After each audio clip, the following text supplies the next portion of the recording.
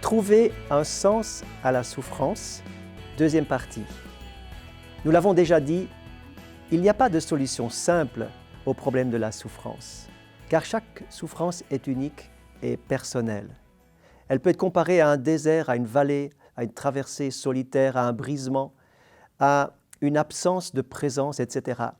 Il y a tellement d'explications possibles pour la souffrance, mais nous l'avons déjà dit, l'important c'est de trouver un sens à la souffrance au travers de la présence de Dieu qui a dit « Je suis avec toi quand tu souffres, je suis avec toi tous les jours ».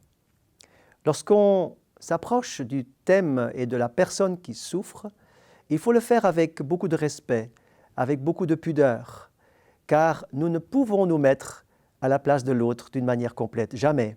Même si nous avons passé des épreuves similaires, chaque souffrance, je l'ai déjà dit, est individuelle et particulière.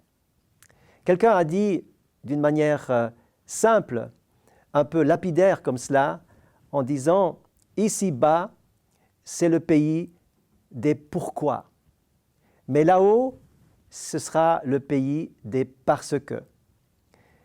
Nous devons vivre tous avec des questions sans réponse, mais un jour, là-haut, dans l'éternité, dans le ciel, nous aurons les explications.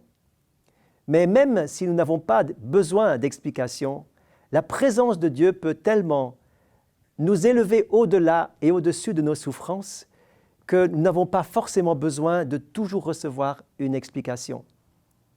Le livre de Job est en particulier étonnant sur le sujet de la souffrance, puisque Job a souffert d'une manière extrême, et même lui, qui aurait tant voulu avoir une explication, où ses amis lui disent « Mais Job, si tu souffres, c'est parce qu'il y a quelque chose qui ne va pas dans ta vie que tu nous caches. » Eh bien, il y aura à la fin, lorsque Dieu va se révéler, aucune explication de la souffrance. Il y aura juste une révélation de Dieu qui sera suffisante pour que la paix et l'apaisement du cœur viennent sur Job et qu'il puisse être relevé. Puis Dieu fera un miracle et ce sera le relèvement complet de la vie de Job.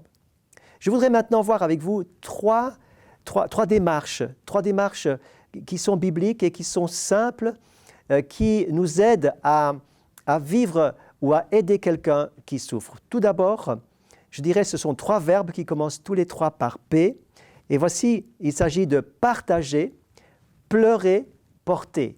Partager, pleurer, porter. En effet, je reviens au livre de Job où il nous est dit que les amis de Job sont arrivés. Lorsqu'ils l'ont vu, il nous est dit clairement, ils sont restés là sans dire un seul mot pendant plusieurs jours et ils se sont tenus assis auprès de lui 7 jours et 7 nuits sans lui dire une parole, car ils voyaient combien sa douleur était grande. Job 2, chapitre 2, versets 11 à 13.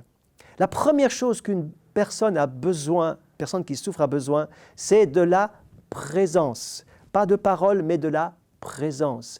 Et de partager votre cœur, votre présence, sans même avoir besoin de dire un mot. Je me souviens, lorsqu'un membre de ma famille a été aux soins intensifs, eh bien, ce n'était pas le temps des paroles, c'était juste le temps de la présence. Et lorsque vous êtes touché personnellement, eh bien, vous êtes présent avec l'autre. Offrez donc à la personne qui souffre simplement votre présence. Deuxièmement, pleurez. Il est important de pouvoir mettre en pratique cette parole. Si un membre souffre, tous souffrent avec lui. Si un membre est honoré, tous se réjouissent avec lui. Réjouissez-vous avec ceux qui se réjouissent, mais pleurez avec ceux qui pleurent. Jésus lui-même a pleuré devant la tombe de Lazare. Il est important de partager émotionnellement la souffrance de l'autre. L'autre a besoin de se savoir accompagné par notre présence et par notre sympathie, notre compassion. Troisièmement, il est important de porter. Certaines personnes qui souffrent ne sont plus capables de prier, ne sont plus capables de se défendre, ils sont tellement affaiblis qu'ils ont besoin de quelqu'un ou de plusieurs personnes qui les portent. Exactement comme les amis du paralytique qui ont apporté ce pauvre homme qui ne pouvait plus bouger aux pieds de Jésus. Et c'est exactement ce qu'il faut faire. Porter la personne dans la prière, dans votre affection. Présence, partager, pleurer et porter. Et je termine par 4 simples paroles de consolation. Tout d'abord, celui qui souffre, nous dit la Bible, aura part à la consolation. Écoutez, 2 Corinthiens 1,7, « Notre espérance à votre égard est ferme, parce que nous savons que si vous avez part à la souffrance, vous avez aussi part à la consolation. » Donc si vous souffrez, vous recevrez de la part de Dieu une dose, une forme de consolation qui va venir sur vous parce que Dieu est fidèle à sa promesse. Ainsi que ceux qui souffrent, nous dit encore l'apôtre Pierre, eh bien qu'ils s'en remettent à la grâce de Dieu, qu'ils s'en remettent à Dieu, qui est le Dieu de toute consolation. Dieu est près de ceux qui ont le cœur brisé et qui ont l'esprit dans l'abattement. Ceux qui souffrent sont d'une manière spéciale proches du cœur du Seigneur.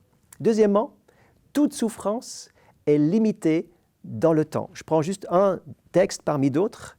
Dans l'Apocalypse, au chapitre 2, verset 10, il nous a dit que Dieu va dire à cette église de Smyrne, eh bien, n'aie pas peur, ne crains pas ce que tu vas souffrir.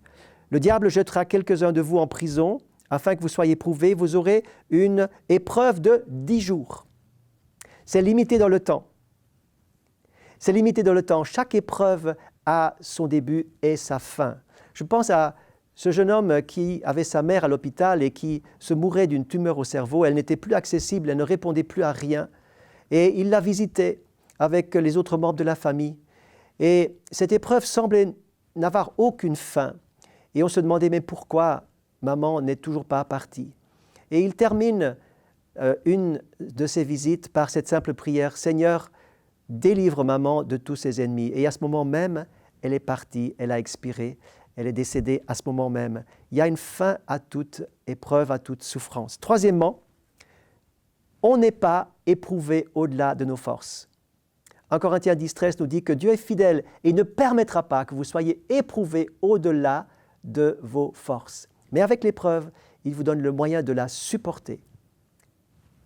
Et puis pour finir, 4e et dernière promesse, la souffrance nous fait désirer la gloire éternelle. L'apôtre Paul va dire « J'estime que les souffrances du temps présent ne sauraient être comparées à la gloire à venir qui sera révélée pour vous. » La souffrance du temps présent ne sont pas comparables à la gloire à venir. Il dira encore dans 2 Corinthiens 4 que les légères afflictions du moment présent sont pour nous comme un poids éternel de gloire. Il y a quelque chose qui nous attend dans l'au-delà. Il y a quelque chose qui ne sera pas résolu ici-bas, mais qui sera résolu là-haut. Et puis, pour finir, lorsque dans l'Apocalypse, les cieux s'ouvrent véritablement et que l'apôtre Jean voit dans cette ville sainte, qu'il voit dans cette éternité, cette fenêtre qui s'ouvre et où il voit vraiment la présence de Dieu avec les hommes qui sont là. Et il dira, eh bien Dieu va essuyer toutes les larmes de leurs yeux, la mort ne sera plus, il n'y aura plus de deuil, ni de cri, ni de douleur, et ces choses auront disparu. C'est vraiment la consolation parfaite et totale, il n'y aura plus aucun souvenir de souffrance. Eh bien, cela nous encourage tellement. Je termine ce message en disant, prenez courage. Ne vous lassez pas, ne baissez pas les bras, restez proche du Seigneur. Il saura vous secourir par sa grâce et sa puissance dans votre besoin, selon les promesses que vous avez dans sa parole. Soyez richement bénis et encouragés, car Dieu vous aime.